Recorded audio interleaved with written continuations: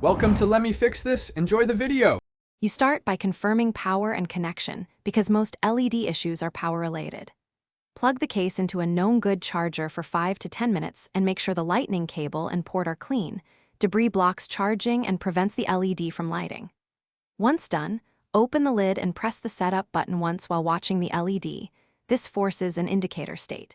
If you see nothing, don't assume failure yet. Verify the cable, adapter, and outlet next. Next, perform a full reset because software states can hide LED activity.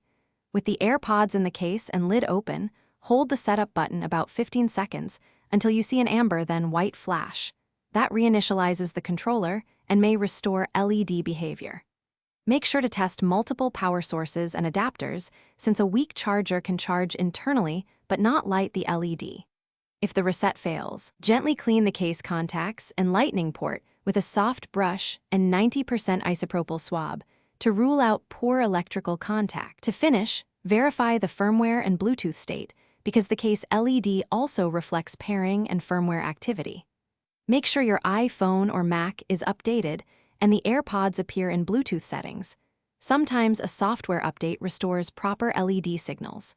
If the light remains off after all tests, contact Apple support for a battery or logic board diagnosis. One troubleshooting tip: charge another compatible AirPods set in the case to isolate whether the case or the earbuds are faulty before service.